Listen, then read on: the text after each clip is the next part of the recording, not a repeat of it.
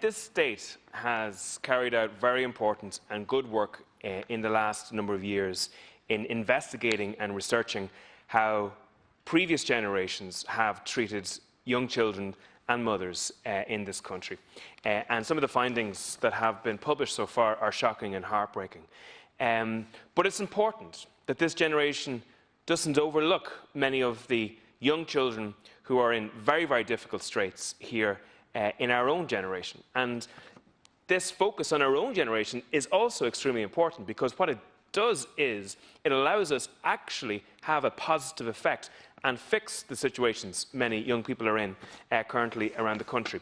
So what I would like to just bring up is three separate groups of young people and explain the difficulty they're in, call on the Minister to do his best to see can he help with these young children. In the past few days, my office has been speaking to family members and parents who send their kids to Stepping Stone School in my own county of Meath. And these children are packed like sardines into tiny prefabs, classrooms with rotting floors, holes in the wall and rat infestations. One parent who helped found the school told me that the school had been originally dubbed the School of Dreams, but has been increasingly become known as the House of Horrors, as the building becomes increasingly unsafe for staff and students alike. Another family who I spoke to told me of how they've had to stop their children with special needs watching the news in recent times because it was causing panic attacks and serious stress for those children. I have a party colleague of mine down at Cork, Joanne Murphy, has been forced to lie to her son, who has autism, about the schools being closed, the schools for children with additional needs being closed in her own area due to the difficulties telling the truth would have caused in her own family.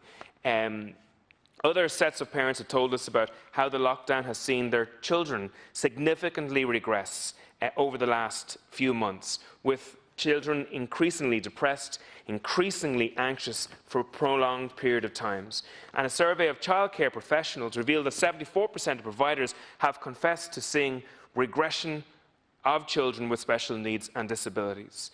This is why we believe it's critically important that education for children with additional needs and special needs must be opened fully immediately. The cost of the lockdown to these families is heartbreaking, and it can't simply be written off as collateral damage of the lockdown.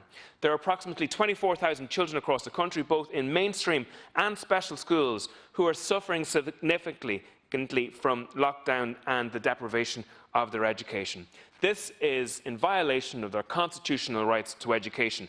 Remote learning is not sufficient for children who are unable to read, who can't write, have difficulty even speaking, and can't type. And I note that the Ombudsman for Children, Dr. Niall Muldoon, who is up for reconfirmation here today, is of the same opinion. Dr. Muldoon has stated that the blanket closure of schools is not a viable option because of the massive impact it will have on our children and our families. Without a doubt, children with disabilities and children from disadvantaged backgrounds will once again be disproportionately affected by COVID-19 school closures. Many schools for children with special needs have done their best, despite the inadequate government support, to ensure that their schools are low risk in terms of transmission. And I've spoken to parents, and parents have told me of cases of COVID that have been in their schools, but that hasn't spread due to the necessary procedures being adhered to. There are simple measures that we can take as a Dáil to protect the teachers who are working on the front line. And this means that we need to guarantee them proper testing, proper vaccination, and to ensure that they have a full supply of PPE so that we can remove additional threats to their lives and aid their return to schools. The government has the resources at their disposal to get these children back to school. And if we act swiftly, we can give teachers the confidence and allow for children with additional needs to resume their education as soon as possible. By European standards, Ireland has one of the lowest investors of childcare. Only about 0.1% of our GDP is invested in childcare. And our childcare sector is in perpetual crisis, with AIM funding to help with additional teachers for children with special needs cut during the lockdown. The ECCE contract is opted out by the governments. I've been in contact with providers, and they have told me that they're in tens of thousands of euros of debt that a number of their colleagues have shut down over the crisis, and that the Department of Children have done very, very little.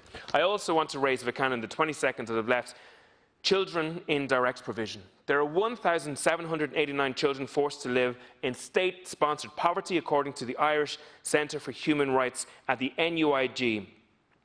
One of the difficulties I have is that the states do not collect any statistics on deaths that happen in direct provision.